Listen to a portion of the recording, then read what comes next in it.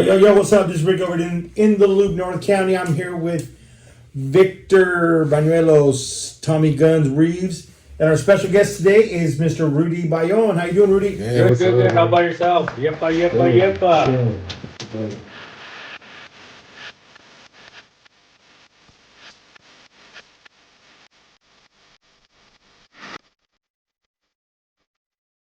Like, Rudy, what does Bayonne mean? It's actually my last name's from France. So when the conquistadors came over, so did my great grandfather. Mm-hmm. But What does it mean? from my understanding, it's like the Paul Revere town, where the name comes from my great grandfather who used to protect the town. So the last name Bayonne was derived from that. Nice. The protector. We got the protector. I was about to say, that's cool. Protector. That's deep. Nice. So, tell us. Well, first of all, this you were born and raised in Escondido, which for listeners out there is north side of San Diego. So tell us a little bit about your childhood and what it was like growing up in Escondido and what high school you went to. So, born Rodolfo Benjamin Bayon. As the years go on, you're encultured in the Chicano life, which I consider myself Mexican, not a Mexican, Mexican, because I do have both bloods inside of me. Nice. So, as the years goes on, people started calling me Rudy for the American name. So I went by Rudy Bayon for the longest time, Ben Bayon. But recently, getting older, as you buy a house, you buy a car, you buy anything, you got to use your legal name. Mm-hmm. So actually, recently, I had to change my IDs over to my birth name. And your birth name again? Rodolfo Benjamin Bayon. Rodolfo. That's paisa right there. Yeah, man. straight out. But if you say it in English, it's Rodolfo Benjamin Bayon. Because I do spin records and play music. So DJ Benjamin Bayon. Oh, there you go. If you guys don't know, actually, Rudy spins and records, old school stuff, and like all the like oldies, like our slow jams, R&B, old school, 50s. freestyle, funk, you name it, like country. I have it. Let's go. So were you sad when Brandon Wood passed away? Yeah, well, I mean, he's made an impact in a lot of people, not just the Chicano community, the Mexican, the blacks, the whites. I mean, he made an impact on everybody. Yeah, he did. So yeah, it was a great loss to the music community. Yeah. Mm-hmm. Do you have some of his records? Of course. Nice. Let's go. Nice. Can't be a DJ and not have Brandon Wood. You know DJ Lucio? Oh yes, that guy is the god of records. He has more records. He's probably got 100,000 records in his room, and then record, and then a bed. That's it. Mm-hmm. He's. I think he's getting rid of some of his collection because he's on. I just saw him on Facebook. Market. Yeah. And has all kinds of records for sale. Yeah, he's well. His thing is, if he sells you one, he can't because then he'll have 5 left. Yeah. Oh man. That's a true collector right there. So you grew up in Escondido. You went to which high school? Well, I'm actually 7th generation Escondidian. So my family's been here on my mother's side for the past 7 generations. Wow.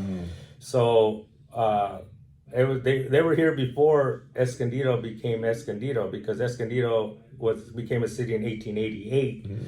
So you got to take in mind, going back a little further, California became a state in 1850. So it took 30 plus years for the Escondido to be a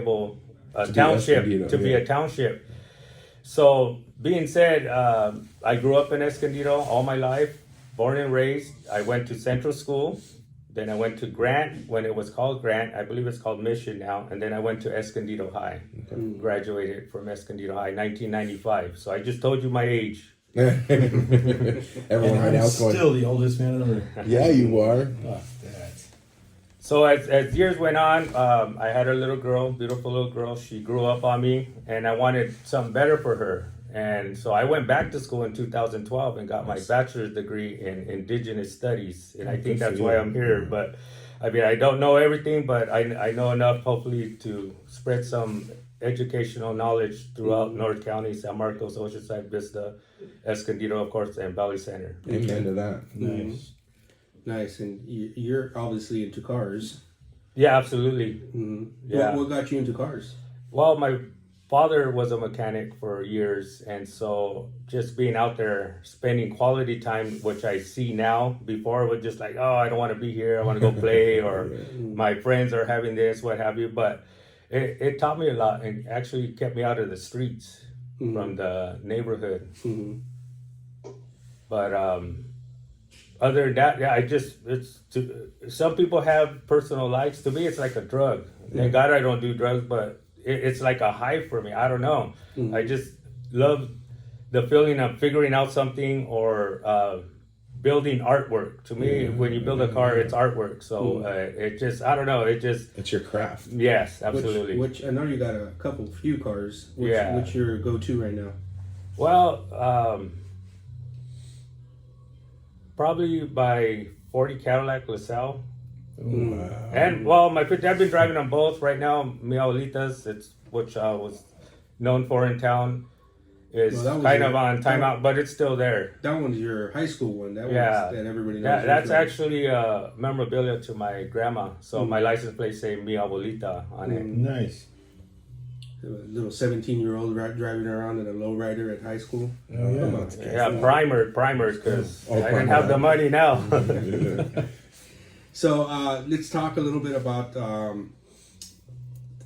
the. See, I don't want to use the wrong word. The indigenous. The indigenous side of Escondido, and it's going to be all on your mom's side. Now, Correct. is it like the Jewish people, where the Jewish goes through the mom's family? No, not necessarily. I mean, to get a strong DNA, it has to be through an all male Okay. or through an all female. So it's kind of complicated, because when DNA comes into place, it's harder for the grandpa, and then the grandpa has a daughter, and then it's another male, and then it's you. So right there, the line's kind of broken, but you'll still get really close, accurate of your bloodline. But the strongest one is either all male or all female. And by all male, you mean the siblings. grandpa and all son. Correct. So the sister would put like a break in the bloodline, so to speak. Not so much of a break, but it's not as true. It kind of scrambles it up a little Yeah. bit. Wow. So like if you were third in the family, and it was older brother, then your sister, and then your DNA would be harder to try to figure out. But you would have No, definite this is evidence. fine. It's the daughter's son. Oh, the daughter's son. Yeah, correct. Oh, okay. Sorry, I got that confused. Thanks.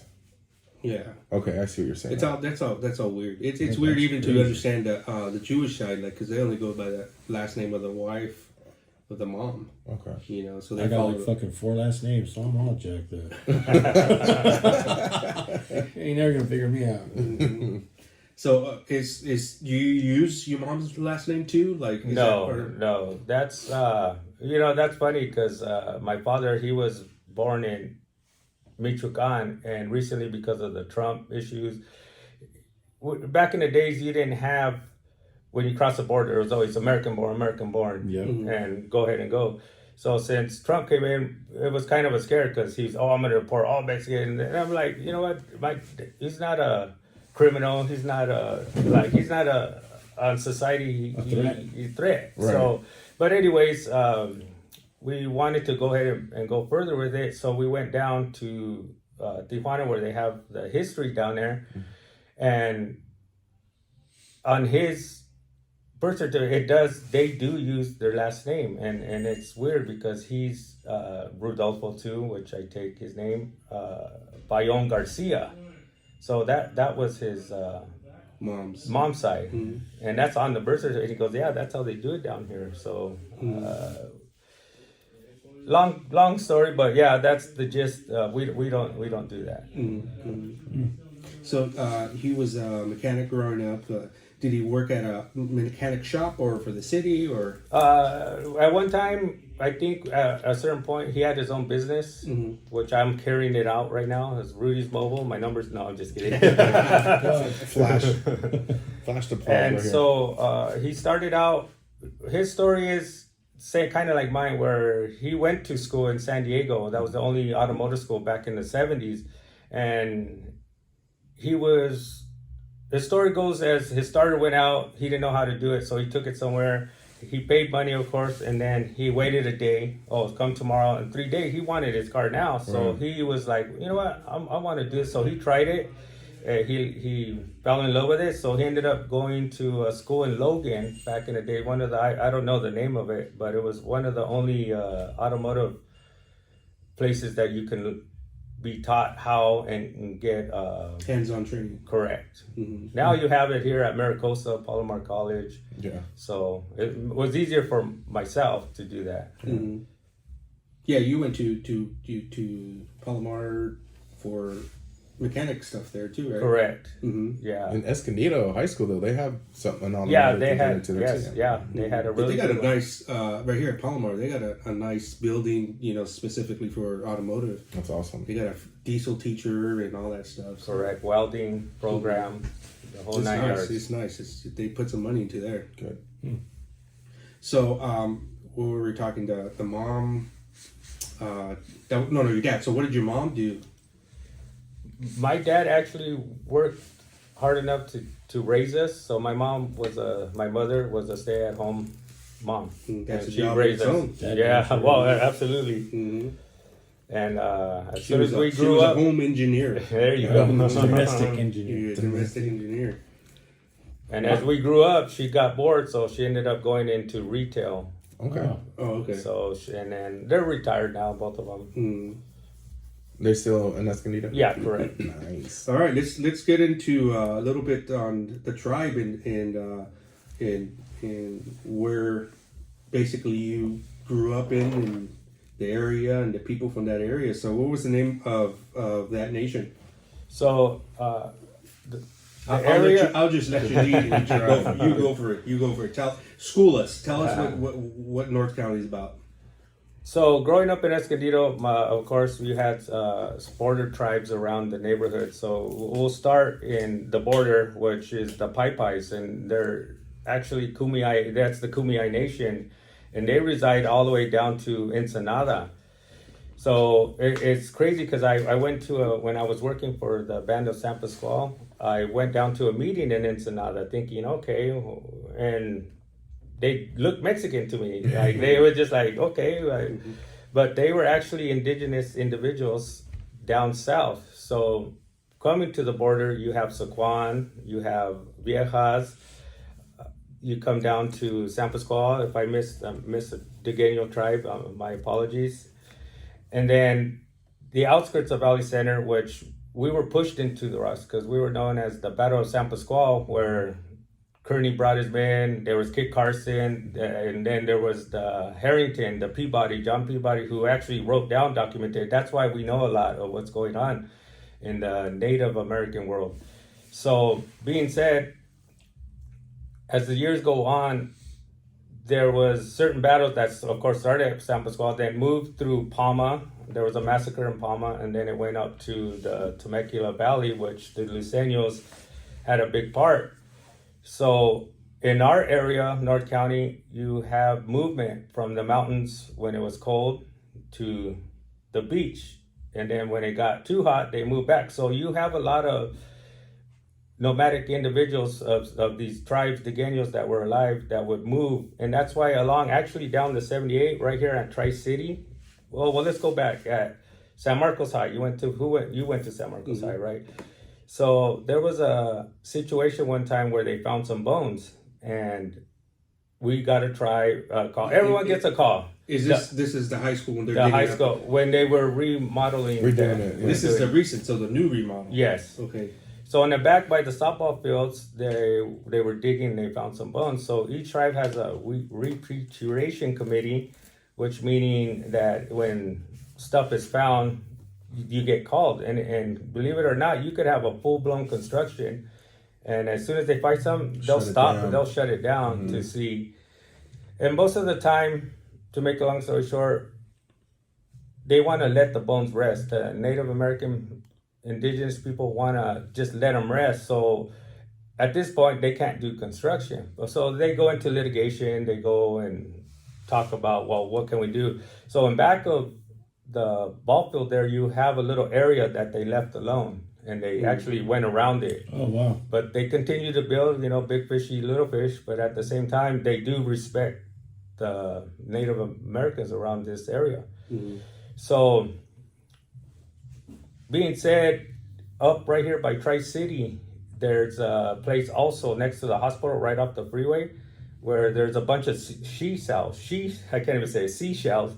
which that was kind of one of the stomping areas they would stop before they hit the coast. Okay. So coming from the mountains and Your pit stop. yeah, so that area has been left alone. And then across the street from there, where they have those new homes, there's an actual, how would you say, like waterfall down in there, where the water comes down and it falls.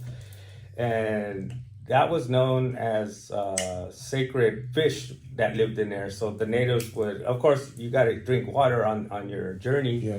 So that was another area that was left alone. And then, of course, from there, all from the mountains to the coast, there's certain areas that they roam, and you'll see seashells like crazy. You'll be like, what the heck? What's this doing here?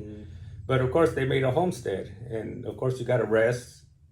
And then they just move back and forth through the seasons, all through Escondido, San Marcos. What's that up the hill? Julian area. So Yeah, that's I'm why. trying to think like, man, if I had to walk from the mountains to the beach. You were thinking the same. I was thinking There's- the same thing. I'd I be was like, thinking. Walking from here to the 78, I already that's create a why- homestead right there. Well, that's why they live for so long. Vacation You know home. what I mean? Because they eat from the land. They walk a lot. They're always moving. And There was no gorditos back then. no, there was no Chipotle or anything. And if they were, that was the upper class that Yeah. didn't have to walk. They carried them. Dang. So they would come from the mountains, travel down in the summer to the beaches. I'm assuming a lot of fishing back then and collecting, and that's where the seashells coming in. They're probably bringing them with them and eating. Correct. Yeah, and of course the Genio River is one of the famous from I can't think, like San Isabel. I'm sorry, I forgot about San Isabel and Mesa Grande, the other Kumeyaay nations. So you would follow water, which made sense because you get thirsty. Yeah. So why would you go through the mountains? Well, sometimes you had to just to get to the water or the lakes that were available at the time. But So what were they following here from the mountains to? Were they end up in Oceanside or more south? all along the coastal Wherever lines. they Yeah. wanted to go. Wherever the girls were. Yeah. It's just Carlsbad Beach. cooler weather, right? So I hear you saying the word Degeno. What does that? What does that mean? It's because again, San Diego, you had the missionaries come through the early 1800s, and one of the missions that was built was Akala. So through the years, the natives, of course, you had your Spaniards, you had your Californios per se too. They didn't speak their language, so they had to give them some kind of a name. So Degeno derives from San Diego. So all the Degenos around this area, that's what we were called. Oh, okay.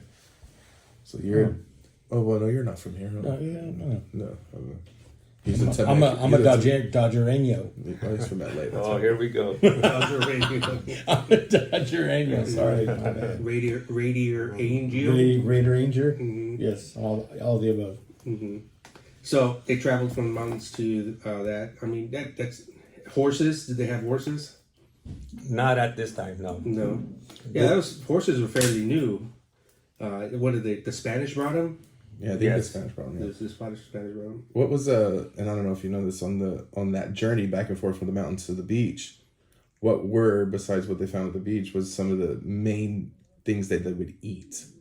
Well, if you look at Mother Earth, it's a buffet out Right. there. If you know, you have elderberries. One of the big was shumash, which was acorns. Okay. So I mean, you could eat bark. You could live off the earth. Yeah. So back then, of course, you had minor lettuce. You had a lot of us know it as sour grass. Yeah. Sorry.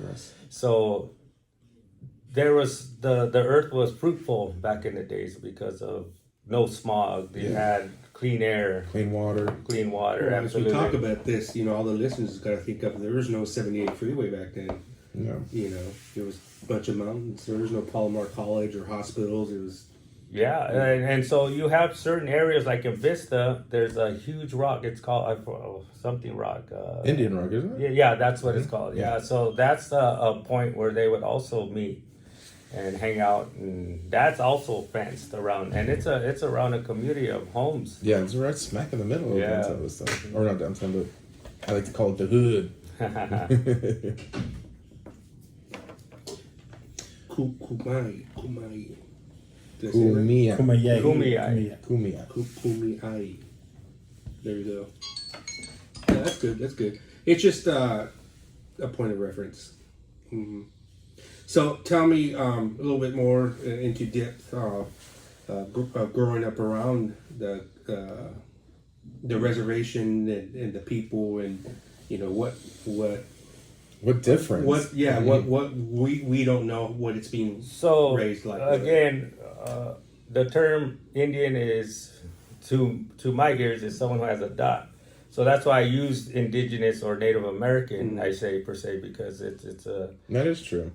You guys think, oh, Indian, You think- yeah, you welcome think to dark. 7-Eleven, you know what I mean? And so that's why I always say,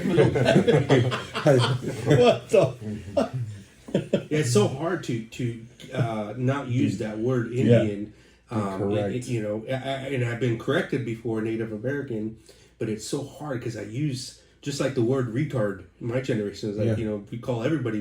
My dad, I call him a retard. You're a He retard. calls me a retard, and then it's bad to use. no, absolutely. We were at a powwow at Pachanga, and I think I told you guys a story.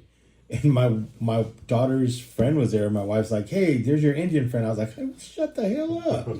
There's a bunch of them over here. She's Native American. What is wrong with you?" And then it's funny you say the retarded word. My daughter, the one that just graduated, that is like an offensive word to her. I mean, she's not, but she wears her heart on her sleeve. And she'll defend anything. So it's So the word Indian was that given obviously by who? By the Anglos? conquistadors, the future government. Yeah, I I would say mean, the government. you have before you had the reservations. You had to come up for a name with them. So that's why you hear all stupid Indians. They have different derogatory names for the Native Americans. and that's part of the reason that they changed the names for the Mm-hmm. Washington Redskins, the Cleveland Indians. Yeah, but they're that's coming back. Yeah, The I heard Native that's Americans coming are fighting to get it back. That's what I heard. Just look it up. Oh, are they really? Mhm. Do you have any scoop on that? Did you hear? No, about that? nothing yet. I guess I that- heard about it, but I guess there's a don't know chief nothing about that was saying that it would be like it's kind of like I'm trying to figure out the words to put it. By taking it away, it took away like from them, like their culture, their their culture. heritage. Yeah, like knowing who we are, and people got offended by that. What is that syrup, Mama Jaima or Mama? The syrup, the Yeah. Aunt Jemima? Aunt yeah, Jemima. yeah, she's coming back. Is she really? Yeah, she's coming back. Yeah, it's called the Mills something Mills Company.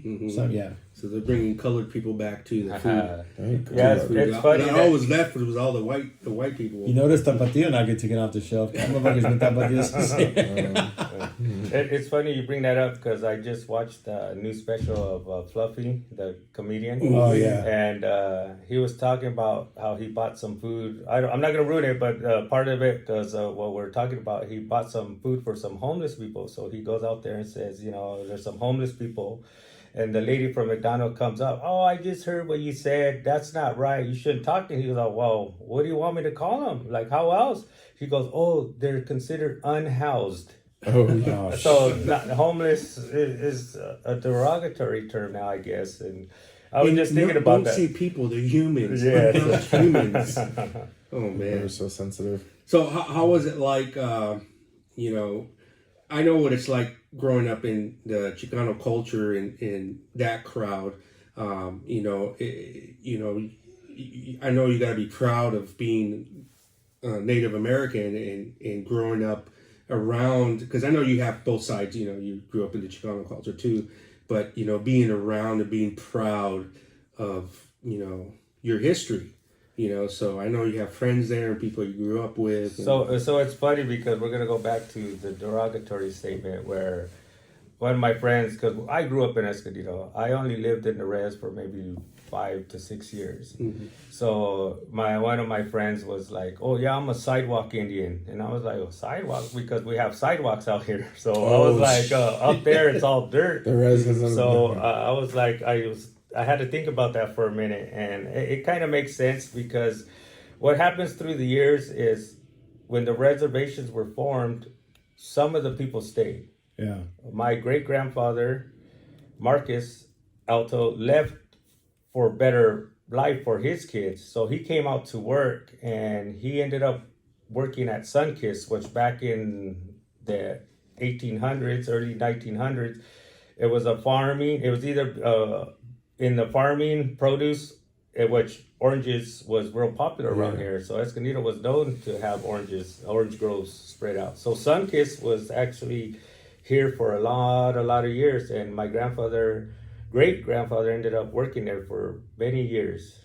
So he left the reservation, came out here. So it wasn't until probably the beginning, and I hate to say it's when casinos started being built. So now there's opportunity for the people and for others around the community. Yeah. So around here in San Diego area, of course, who wouldn't want to go back and work? So eventually we went back, and I started at the casino as a maintenance man. This was before I went to school. I probably had my AA from Palomar College by then. So I started as a maintenance man. And then as time came on for the environmental department, I became the project manager. And then with a couple years, I became the director for the department. So up there, yeah, it's a city within a city. So when they say they're sovereign, they actually, I mean, you can't break rules. I get that. But they actually have their own community, their own water service, trash. They take care of their own people up there. Right. Mm-hmm. So yeah, it's a different world up there. And it taught me a lot about my life and where I came from my mom's side, because I grew up on my dad's side. Mm-hmm. So being said, yeah, it just like the rules apply a little differently, but there are rules. You can get away with a little more stuff. Not now, because now we have tribal police. You have the sheriffs that have, because again, the lack of funds. Well, at one time, I think in Valley Center, there was only 2 sheriffs that patrolled the whole area. So now it's a little different, because each tribe now has their own tribal police. Mm-hmm. So back to what you were saying, that your great grandpa left the community to go work out of the community. Now, was that considered disrespectful to the tribe? Like, did they talk shit, basically? Well, yes and no. Coming back because you didn't stay here, you didn't farm with us, you didn't this, you didn't that. So now you want to come back. It's kind of like whatever. So yeah, there was some dislike at first, but as time went on, you start to grow with it, because we came for betterment. And betterment, not just for ourselves, but for the reservation and for our families. So yeah, there was a lot of turmoil at first, but as time went on, they saw that we weren't there to take. It's like the 30s, the gangsters, like, why kill each other? Why harm when there's plenty of money for everybody? So again, when opportunity knocks, I think anybody would take that. So it was. There's probably multiple families, not just your families. Yes, correct. Trying to come out here and come up and bring it back, and I understood that, because it's like I hate to use this terminology. The gang life is like you come and all of a sudden you're from the other side and you want to take my side, where no, I come in peace. I'm here to feed my family. And again, with the casinos opening up, that brought a lot of opportunity to different, not just us, but through the whole community, spread out through San Diego. So it was a positive thing and a negative, I guess you can say, because it's hard. Oh, I grew up here all my life, that this, my boy, boy. It was always like, well, okay, what are you talking about? I'm not here for that. It's kind of like us Mexicans on this side, every time we go visit our family on the other side, we're like, del otro lado. Del otro lado, Yeah, we're not like here, we're not like there. It's like you're not Mexican enough, and even here in our culture, like the Chicanos, I'm a Chicano. I'm American born, raised Mexican, but like paisas, like full on paisas, they look at you some type of way if you don't know Spanish a certain way, if you don't know, their way, and they kind of trip out. I couldn't imagine being half Native American, half Chicano. Like what? How does that work? Yeah, for like family time, like. Well, it was the same thing. We'll let him tell the story. So it's the same story. Well, so I'm only a 16th Native American. Oh, okay. So depending on your bylaws, which each tribe has, actually, in the role of the term tribal member, that allows you to be a tribal member. So if you're not a 16th, which of course we're a dying breed and we're getting mixed, so you're getting down to 132nd, what have you, 5/16.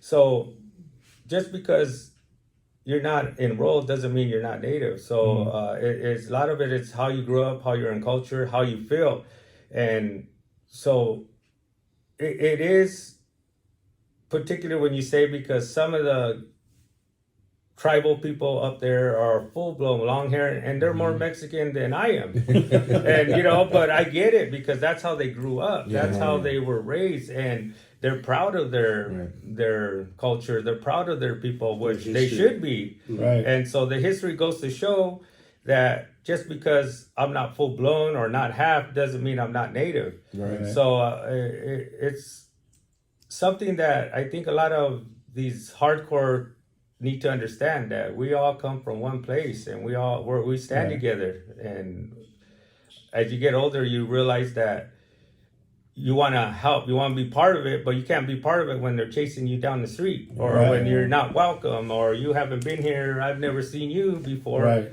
But at the same time, it's something that it's how you're raised, per se, I guess. So whether you're full-blooded or you're half-blooded or you're dot-blooded, it's where you were born, how you were raised, and how you feel. I think what Ricky's getting into, like you had the issue too, that people would point fingers like, hey, that guy's only 1/10. You know what I mean? He ain't a real. Or you're not full Native American. You're not really. Like Mexican. I get the whole like, I'm American, but I'm Mexican too, and they're like, oh, you ain't Mexican, like, you don't act that way, it's just like. Chales, eh? And then when they hear me speak a little Spanish, they go, oh, what the hell you can What speak? is that you got on your neck right there? Oh, this was something my brother had passed out to the groomsmen at his wedding. Oh, okay. So it's a protector. So it I wear it when I go out, per se, but it's kind of like in the Mexican culture, malojo, where it's just to watch over you and take care of you as you travel. That's what that is, or it's similar, same symbolization. It's the same civilization. Okay, gotcha. He was coming to the podcast today. He's like, I need to be protected, bro. How my words come out right. That's cool. So there's something called the Temecula Massacre that we recently watched a documentary. The documentary, I'll post it on social media here so everybody has access to it. It was pretty cool, but for me it was really a lot of information that I was just like, whoa, it's like this tribe, that tribe traveled to this place and collected 20 people from here, went up here, and there was a battle there. So it was very interesting, but it was very confusing too. But I get the gist of what happened. So do you know much about that? No, actually, that's new to me also. So kind of understanding that, you got to remember the missionaries started their buildings here in San Diego, and they go all the way through the valleys, through the San Francisco. You have, of course, we got Mission San Luis Rey right here. So there was stops, just like the nomadic people. They would stop to rest and eat, and of course they had a homestead, which they actually built solid foundations. So understanding the Battle of San Pascual, it didn't end there. So of course they heard that there's another group, the Californios, that were in the valley. And again, this was before it was California, because you had the mixture of Spaniards and Native Americans creating these Californios. And as the years went on, of course, it kind of, like you say, they didn't like each other, the natives and the California, but they grew up. And so there was at a time, oh, we're getting attacked. This is our valley. This is our ranch. We have treaties. The Treaty of Guadalupe you have, per se. Before that, you had other treaties that when it was Mexico, this is my land. But then the Americans, of course, which they were fighting for, you have the fight now. Well, no, this is mine. Well, we're going to take it. Like, how would you feel if I came to your house after I got my document saying I own it, and then I'm going to take it? You wouldn't like that. So eventually, get shot. Absolutely. So resistance is what transpired there, because they were told this is theirs, this, and then you have the military forces come in and say, nope, it's mine now. Dang. Yeah, that story is crazy. There's That story was hundreds died in that battle, or massacred. They died. They were just massacred and laid there. And in the documentary, they're talking about how they didn't come back for months. Because coyotes eating them. Well, people were scared to come back because they were just getting slaughtered. So they took months to get back, and by the time they got back, people were, eaten by the wildlife and scattered, and just till this day they're still finding bones. Yeah, the burial ground that they showed, I drove by it. I was like, "Oh, is this?" Because I don't remember. I never paid attention to it. But I drove by. I was like, "Oh shit, it's not that far from my house." So that was a trip. That was crazy. So what? Well, he's not here. Elijah's the one that told us to watch this movie. I was going to tell him to give us the rundown of what the movie is about. Yeah. Anybody want to speak on that? Just a summary of what happened. Oh, I mean, you kind of put it into simplest terms, where I just remember Kit Carson because we have a park here like that, I heard that name. I was like, oh, I think that's what it is. I didn't never even knew. I actually heard a lot of names in there where I was like, God, that sounds familiar. I'm like, okay, but the Kumeyaay had a woman named Felicita that Kit Carson was in love with, and Felicita. That's awesome. So that's why we have Felicita Park. Yeah.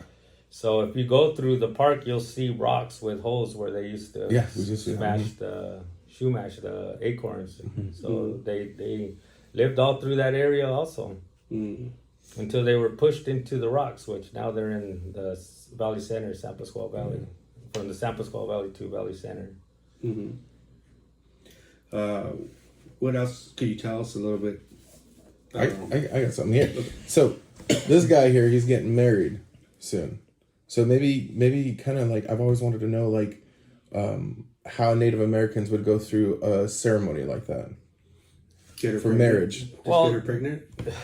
No, that's the Chicano way. Oh, that's it. Yeah, you're right. Oh, go ahead. Well, we're That's somebody else's. Oh, yeah. Yeah, you messed it up. No. Go ahead. It won't be on the record. Yeah, so what's the... Well, what's the different tribes have different symbols. I mean, the marriage system now is basically the same as an American, or... I mean, traditionally, you have someone who'll come in, who'll burn some sage. They'll go through a little spiritual walk. And from what I've seen recently, it's the American ways. We become Americanized to the point where we have our culture, but you get on the bus, you get run over. Yeah. And that's what they did. So what I think what you want to know is, like, did you guys have to, like, give a horse to the dad, or I mean, did you trade? Trade stuff, or, This or guy. or you came on a horse and you just grabbed them and took them. Later, she's mine. I'm out. That's funny because one of my friends, Gilbert, Gilbert, that's his story. That his dad came from a pueblo and took his mom. And they've been together ever since. I mean, Se la robó. Wow. That saying in Spanish is so. It was so confusing to me as a kid. Se la robó. You know what I mean? And in my head, I was literally thinking like, dude, this robbed her. This dude just came in and kidnapped her in the middle of the night. You know what I mean? Yeah. You know, so Dang. that's crazy. That's crazy. I always would look out because I love the views around Escondido, the mountains and everything. I always look out and would just think to myself, man, how crazy it would be to have to like live like Native Americans before homes, before all that stuff. And it's just amazing how It's a simple people life. survived, through so much. Yeah, it's a drastic change from wearing nothing to being fully clothed, Yeah. and then actually having some place to live Yeah. instead of setting up and then we got to move, Right. or abandoned, we're getting attacked. It's But it's simpler back then. I mean, you could just get up and go. And go, yeah. You know, you're living like a minimalist per se.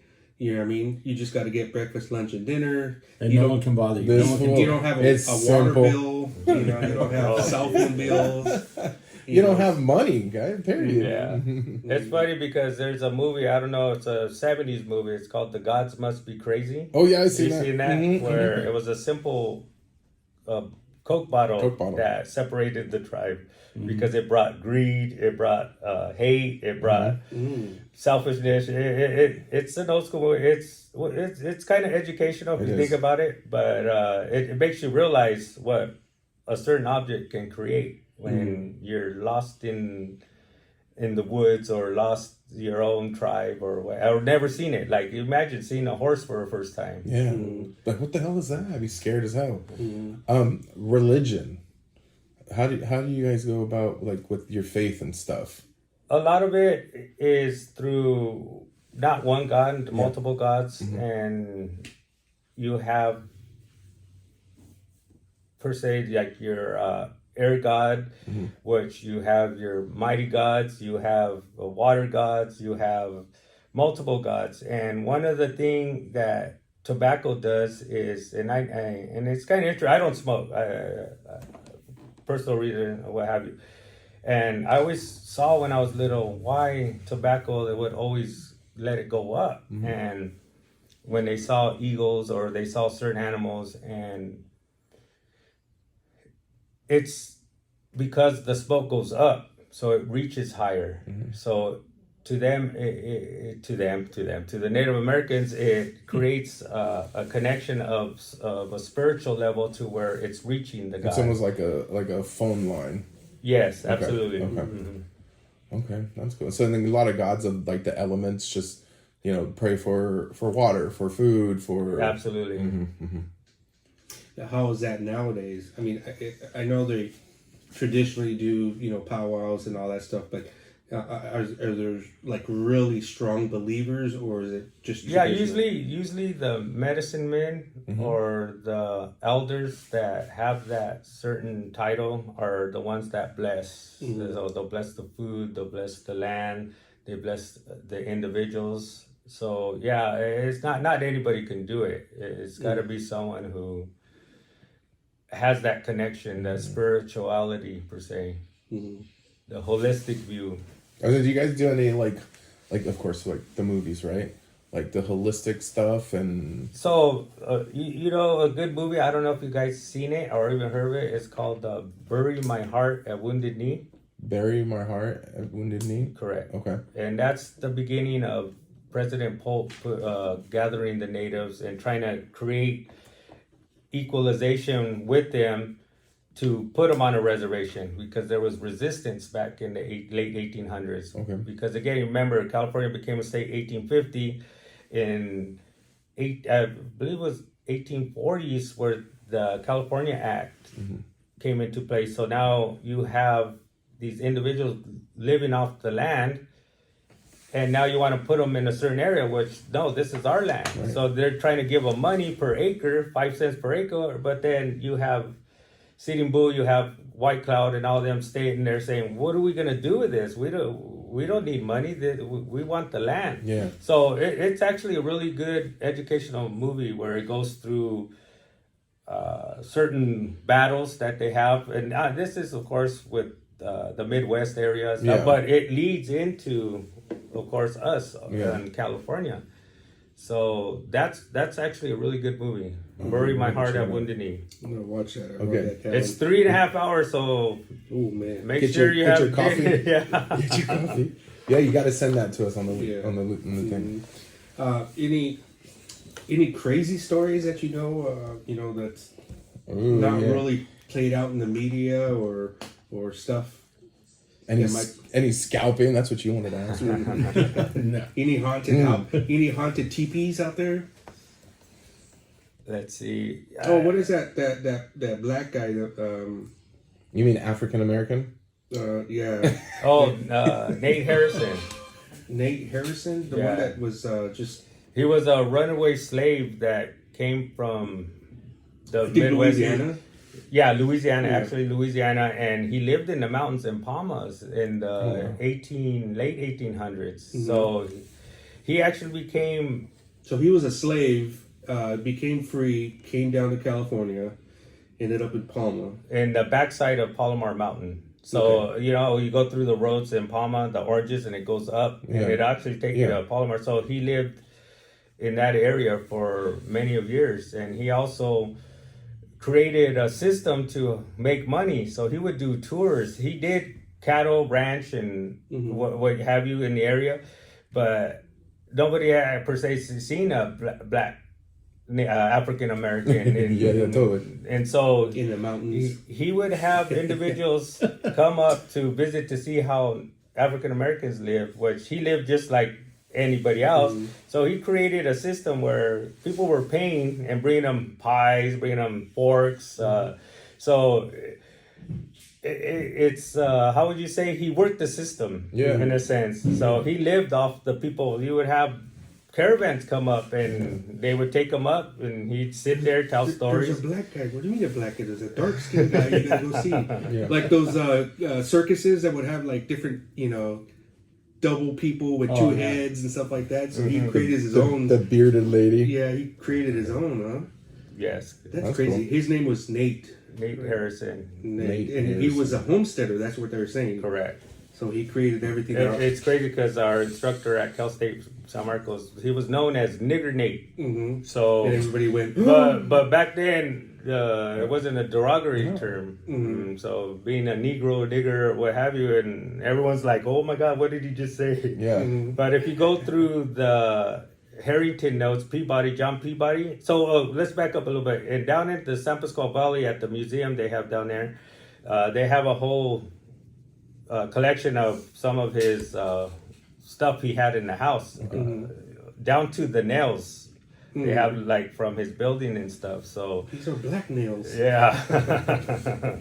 But African American. the thing was, how did he get these things? So he would ask for particular stuff to bring. So when they did come, they brought it to him. Yeah. And to him, it was worth gold, and to the Richie Rich, it was like nothing. I've always wanted to go out to see the reenactment of the San Pasqual battle. Mm-hmm. And every time I'm like, yeah, okay, I'm going to do it this year. So I got to make a mark on my calendar because I think they do it yearly, no? I'm not sure about that. Yeah. So I'm going to check it out because I always miss it and I want to go. And everyone tells me it's the best thing ever. Did you really understand? And I don't know if it's on the right side of or the wrong side of whoever was on that battle, but I just hear the show is really good. So what's the review on that battle? Is it the same one as the Temecula Massacre? Is that? Well, again, so you have Peabody who wrote down a lot of notes. He was actually, he's one of the only that went through the United States with the Native Americans and has written documentation over 130 languages in the Native culture. So his review on the battle was was known more than the Temecula massacre because he actually had it in his books. It actually went down, because you got to remember, you have the Daughters of America too, the Mormons that actually came through also. So there's documentation. You got to really do your research. And I think with the Temecula massacre, the Pachanga, which Macaro and the headsmen over there, the chairmen, they want people to know. And so I think the Battle Stamp Squad different. We didn't expect or want people to know the massacre that went down there, but it was publicized through newspapers back in the day. It was given information. They were able to write it down. That's the problem we had. Not just us, but of course Mesoamericans. We never wrote they wrote it on pottery, but how long does that last? They wrote it on walls, how long does that last? So writing stuff down, it made him someone that his notes were very informative. So it's just like me coming today. Victor, and I leave, and if I didn't write down, it never happened. It never happened. So John Peabody, the Harrington Notes, he's known as the Harrington Notes, actually has a lot of information for all the Native Americans throughout the United States, not just here in the Southern California region, but throughout the history. And I think that's how a lot of anthropologists came around, because scientifically I can't prove I was here, but through notes and write down stuff, I was. Yeah. Dang, that's crazy. It's like you wouldn't exist if nobody took notes. Absolutely. For a long time, I didn't want to take pictures. No, I would tend away. But now I'm like, hey, because I want people to know I was here at one time. I was there. Right. Instagram. Yeah. No, I totally get it. I totally get it. What would you like people to know about Valley Center in that area that maybe they should know that they're ignorant to? Well, I think in Valley Center, one of the things is the community does not like growth. They don't want no markets. They don't want no McDonald's, even though they got one. Yeah. So no Starbucks? What? Well, because you have the mom and pa's, you have the old school individuals that been there for years, and so you're a coffee shop, and But you've been selling. I know Berto's made it over there. Oh, of course. There's two of them. There's one, both in Palma, but I think Valley Center is a place where they want to keep it mom and pa. So for years, they fight, and they always vote it down. I'm thinking, expansion eventually. Look how that cow field where they used to have all those cows, they're all homes now. You have a McDonald's. Of course, Country Junction, who's been there for many years, don't want them to take their food, but of course, it's supply and demand. They're growing. So it's not 100 people there no more. It's like 20,000 people now. So of course, going down to the country, from the country to town for groceries, that you got to plan it. That's like a whole day. So it's not like us that we're just 5 minutes away. Yeah. So it does create how would you say Tension? not tension, but approval and disapproval of let's build. No, let's keep it country. But I think through time, it's going to end up being a city. We might not be alive, but there's a lot of growth. There's a lot of land, and when there's land and when you have money, they want to build. Well, it's logically just to sit here and think that you guys created a mega casino there. And there's a bunch of little ones that naturally you're gonna have to grow, for the amount of traffic that's going out there and the people that want all those winnings, the millions that you guys are giving away. The lobster. So it just naturally, when you commit to that casino, you have to eventually, something's gonna, just like the gas stations, like you have to bring this mega gas station because there's tons of cars going out there. Now you're gonna have to bring mega restaurants in because the people need to eat, and then the mega amount of employees that you guys are gonna, so naturally, I get the fight, and I get the same thing like Fallbrook. They don't want to grow. They don't want PBs. They don't want Starbucks there. They wanted to keep little hometown. You know, but that's a tough decision to say no when you've decided for a big old casino. Maybe if you guys just had the tents back then, when you guys first started, I remember that. you know, and keep it small. But if you want a Starbucks, there's probably one in the casino. Yeah. Oh yeah, Go get one in absolutely. there. Mm-hmm.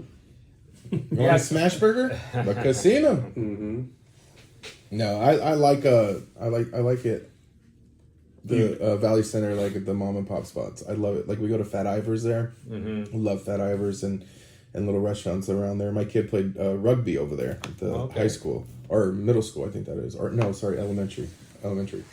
But no, I love driving through Valley Center. It's fun because it's country. You know. But I get what you're saying though, Victor. Like, hey man, people need it. You just put I don't know how many homes there in that new area by the McDonald's. Well, yeah, put up a McDonald's. People need to eat. It's bad food to eat, but you know, money. How's Money talks. on Valley Center? You know, because I hear documentaries on other places too, where the tribe owns the houses and lands, and I don't know how your guys work, and then they allow somebody to either use the house or live in the house, or how's it work there? Well, again, it depends on your bylaws. And so in the area where we reside, you were given up to 5 acres. So you had to go through your housing committee, you had to get approved. So the land was to be for you, it's not for rent. So before the casinos, of course, you had 5 acres. Well, what are you going to do with 5 acres? That's a lot of land. I mean, 1 acre is a lot. So some of the elders before they were elders, used to rent to certain individuals and collect an income because that was their only income.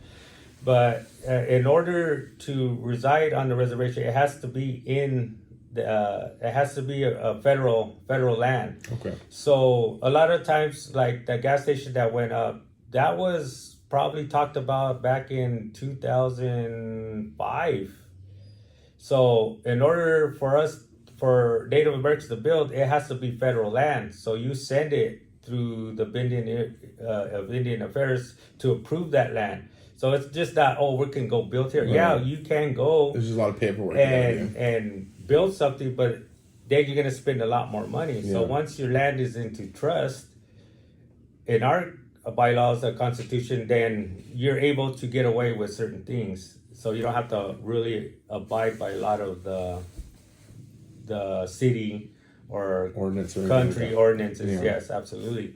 Because again, all through Valley Center, from Escondido through Temecula, we were farming, and there was citrus, there was oranges, there was avocados, and it's crazy. I have a friend in Santa Maria, which is 5 hours north, and we were talking about, I go, what happened to all your fields? Because they're expanding. He goes, no, Rudy, sabes que me? They're all moving up north. I'm like, you are north. He goes, no, we're still south side. Like, whatever. I was like, I didn't want to get into it. But it's become now through Oxnard and all those fields, they're growing so much. All the farms are moving up north, like through Central Valley, what was that other place?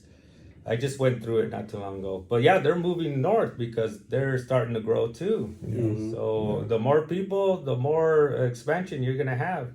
Mm-hmm. And you're going to have these where we need room. And then you're going to have these. That's why they brought COVID, so they can make room. Yeah, right. Well, have you guys ever been to Viejas? Oh, yeah. Like, that's very minimal too. Like, you only got those restaurants that are right there by the casino. You're in the casino. But if you go onto the res, I mean, I think they'd seen a fire department, the one school. Yeah, they have 2 fire departments. Oh, do they? Yeah. I seen one. I don't know how far into the res the other one was, but then I think the only other building was like an admin building, I guess, for the council or whatever. Correct. Yeah. But aside from that, it's just scattered houses and a lot of land, like a shit ton of land. Yes. So if we were to go buy that, who do you buy that from? Like, if you can't buy it. You can't buy it. No. It has to be someone from the tribe. If it's on in the land trust for the tribe, it's the tribal land. Oh, so it's up to the tribal committee to disperse it to certain individuals, or they want to build something. Of course, they'll go ahead and take it to the people. The people will vote yes or no. So is there a Native American mafia? Oh, Are we Check, talking watch what about you say. San Manuel? No, I'm just kidding. Wow. I'm not gonna get into that. Well, no, that's funny because I was gonna ask, like with because you have your own police department, do they adopt the same laws as from like the sheriffs? Or from Yeah, us? because with the casino, what's it called? They signed. It's something you sign to give them the authority to be able to come on, because it's something that before was like you can get chased and then they won't stop following past you the as soon roads, as they yeah.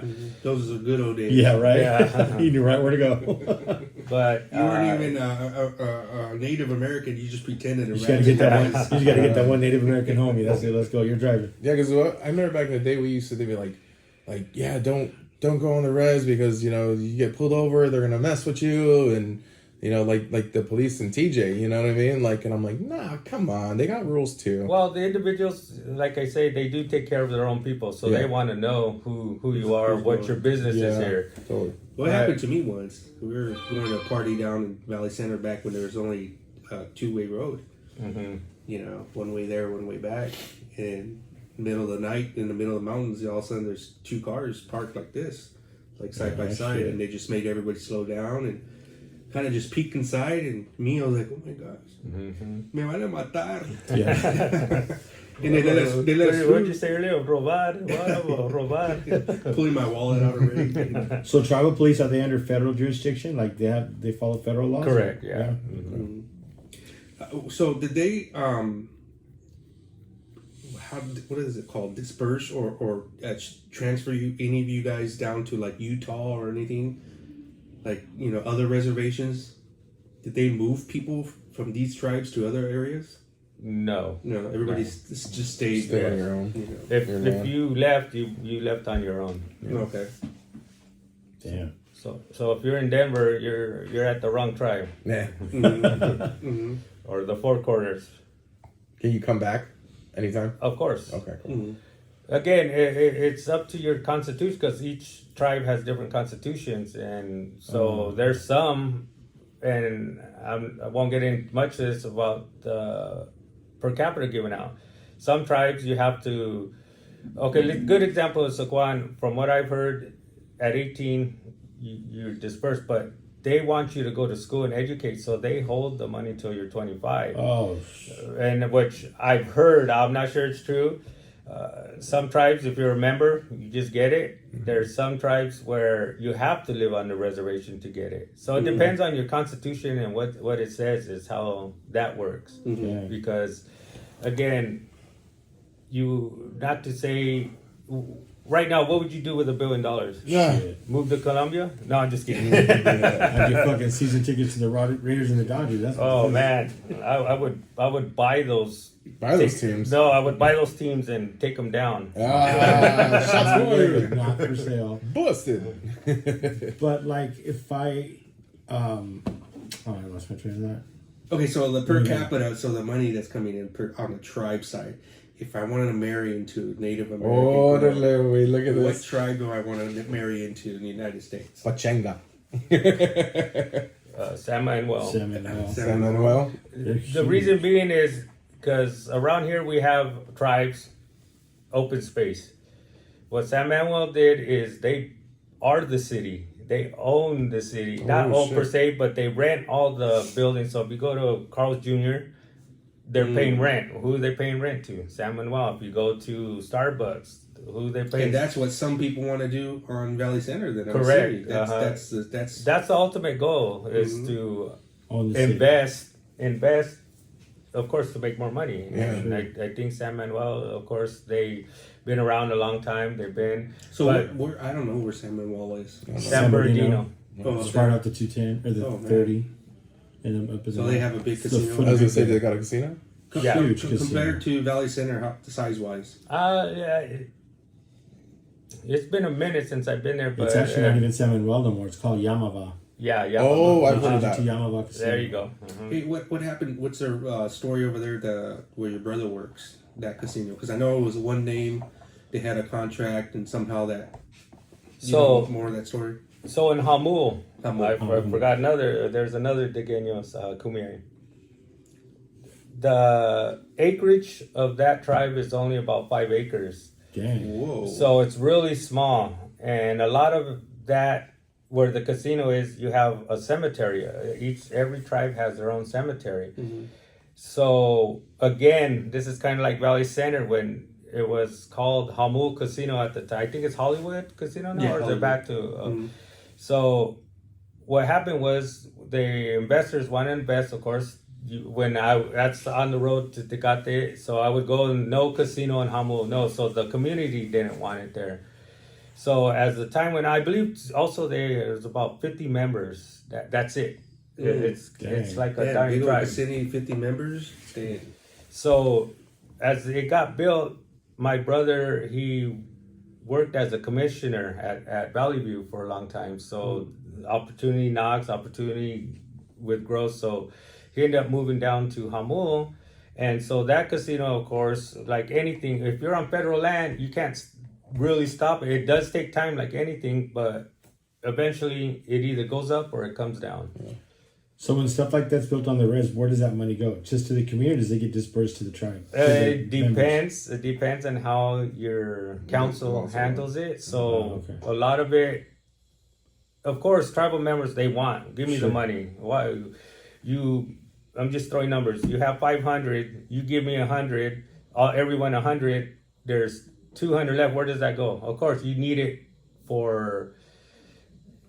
to hire accountants, to hire different people for your tribe for what it's worth, because again, you got to understand the Native Americans with the educational system failed. They say the education failed them. Well, I feel they failed them. So it's how you look at it. So I would know how to invest myself into something where, okay, am I gambling or am I taking? Of course, somebody who's done it for years, you want them because you want the for sure thing. Yeah. Right. But at the end of the day, it depends on how. Most of it goes back into the community, but a lot of it does go into sustaining it. So I remembered my question, Your Worship. You said that some of the tribes will, at 18, they'll disperse, but they want you to get education. Does the commissioner, is it the tribe or whatever, do they pay for the education if they're going to go after high school? Of course. There is part of the monies that are put in. So if I wanted to go to school, I'd go, tell them, I have to show proof, of course. Sure. You would have to show you passed, what have you, for the next semester. So there is money put aside. And Rudy, I think you took advantage of a lot of the programs that were there. I think, from what I heard, that you took courses and stuff, right? Where? From the tribe or whatever. Oh yeah, I've done a lot of training, and I actually got my grant writing through the tribe. So they pay for certain stuff as you go. But again, you ask, if you don't, closed mouths don't get fed. Yeah, exactly. Oh, that's interesting. How many people normally sit on a board, or is that what you guys call them? I would say about the most, maybe about 7. Okay, so it's not too many heads. No, the decision makers. But ultimately, the people are the voice. So and then you have, like, there's something that's, I want to build. They can't just go build. They have to bring it back to the people. Again, if their constitution says, the people we voted back in 2003 that we can do this, then you don't have to go back to them. But then you do it, then how come we didn't vote it? Well, document. Going back to the Harrington notes, you got to have documentation to show. Yeah. So now, do you guys have your own tribal voting system too? Correct. Yes. Okay. So how many terms does a council get? Depends. Yeah. Okay. So it could be 2 years. It could be 4 years. But until they grab you and they get voted in and out as well. Correct. Okay. Okay, that's cool. That's really cool. Wow. See, I didn't know about that. So San Manuel originally, it was called San Manuel Band of Mission Indians. I think that's what it is. No disrespect, but it said Band of Mission Indians. So what does that mean? Does that mean that it's the mission nation that's just making San Manuel, or how does that work? Well, again, you have these missionaries that came through. So at one point, the missionaries named them. gave them a name, yes. Okay, And so okay. the homestead in the area is where they resided, of course, created a mission. So a lot of the terminology that the government uses, this is what we're going to give you. Okay. We're banding So these guys together. they probably have an original name that they don't use anymore. Yeah, Or they they, use yeah. between them. Well, Yeah. they're like I said, Kumeyaay. Yeah. Nobody wants to be called. Well, of Valley course, Centurion. but yeah. Valley Centurion. The band of Valley Center. Mhm. Yeah. So like San Manuel, they called the casino Yamama. Is it just a casino called Yamama, or did the whole nation change their name to It would probably be the people who the wanted people that change. wanted Mhm. themselves Mhm. referred to as Yamama? Okay. That's So awesome. when did the term Native American start switching? After Dances with Wolves. Oh shit! Well, I think like the Chicano terminology in the 70s, again, I could be wrong, we're going to the 60s, we didn't want that name as far as like Chicano. It was a term that was given as a bad, you're a bad guy. And so I think the Indian thing changed started changing in the 70s, because if you look, you'll see a lot of the posters that say Native American, not Indian. Yeah. But again, not middle school. Yeah, I think middle school is when the Trail of Oregon or Oregon Yeah, Trail, Oregon whatever. Trail. You say, oh, kill that Indian. Oh, like.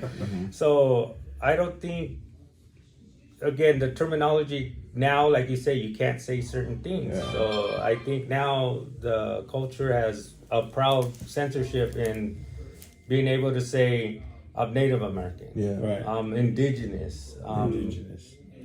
That's such a I like hard it. word I like for me. I like it. Indigenous? Indigenous. Or Native American. We found out you can't. Indigenous. Indigenous is dope. I like that term. I like that. That's Mm-hmm. pretty. Well, we're all kind So of. like I have indigenous, cousins right? that have been in the prison system, and I know that everybody clicks up in the joint.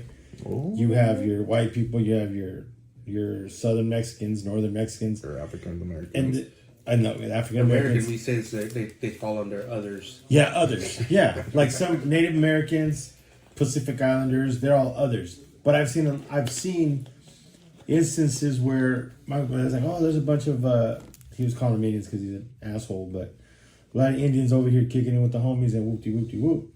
So, I mean, is that, I don't know if that would be a matter of choice. Like, do you if because you can claim, you would be able to claim Southern Mexican because you're From here. you're from here, but you could also claim other if you wanted to go Native on the native American. side. Are you talking about Isla de Cayubnasinya? Okay. Prison terms? Yes. So, Hey, okay. Okay. This wear my is- face out right now. So We're from gonna change his voice to like. from my experience, you have a choice. So if you wanna be Native American, because they make you cut your hair in there, but if you're really solid and want to keep your hair, then you claim it fully. Right. So possibly, I guess they are put with the others. Right. But you do in there, of course, it's a system where you sometimes you need that protection or need a friend, so you're gonna hang out more with this one than that one. Right. But I know from past that not that I've been in prison, but I have family members, of course, like yourselves and cousins, brothers, what have you. No, not my brother. My brother's a good guy. Other type of brothers. Yeah. But there is a spiritual level that the prison system does accept. Yeah, I've heard of that. Okay. Yeah, I've heard they let them go into the lodges. Okay. Yeah. Yeah. I've heard that too. Yeah. I'm Yeah. sure. I would just like hang up and be like, "Yeah, I'm brown, bro. I'm rolling with you." You'll be hanging out with las otras. No.